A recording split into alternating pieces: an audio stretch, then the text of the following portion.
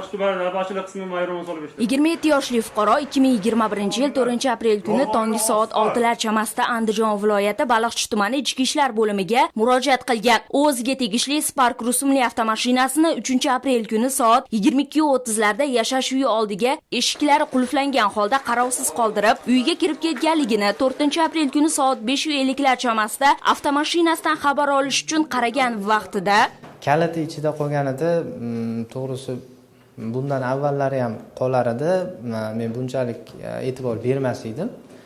Yaqin 1 yildan beri shu holat takrorlanar edi. Kalitim qolib ketardi, lekin hech kim bunaqa bo'lmagan edi. Shunday bo'lsa kerak deb o'ylagan edim.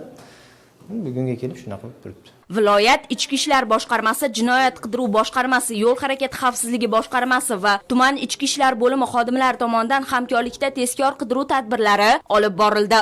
Navbatchilik qismi tomonidan ertalab soat 6da 60-265 NB Spark rusumli transport vositasi o'g'irlab ketilgan holat bo'yicha axborot berildi. Shu holat bo'yicha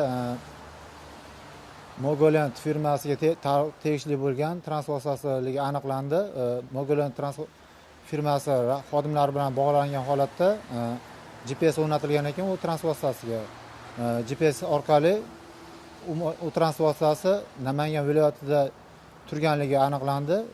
Shu holat bo'yicha Namangan viloyatiga borib transport vositasini topdik. Transport vositasini borib topganimizda xonadonda ichida transport vositasini eshiklari qismlarga ajratilgan holatda turganligini aniqladik.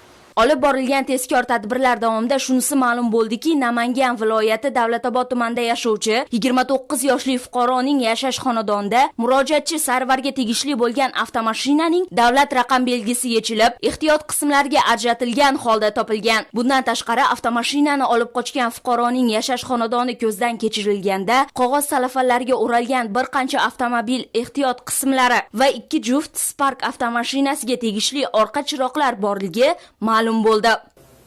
Aybim tan olaman. Kechirishlarini so'rayman. Bir nafar farzandim bor, uyda yolg'iz boquvchiman. Kechirishim maqsadimi? Hech bir qonunga xilof ravishda qilingan jinoyat jazosiz qolmagandek, boshqa bir fuqaroning Spark rusumli avtomashinasini o'g'irlagan fuqaroga nisbatan ham O'zbekiston Respublikasi Jinoyat kodeksining 267-modda 2-qismi G bandi bilan jinoiy ish qo'zg'atilib, u O'zbekiston Respublikasi Jinoyat protsessual kodeksining 221-moddasi tartibida ushlangan. Mazkur jinoyat ishi bo'yicha hozirda tergov harakatlari davom ettirmoqda. Oson pul topish yo'li bilan boyimoqchi bo'lgan mana bu shaxs endi qolgan umrini panjara ortida o'tkazadi.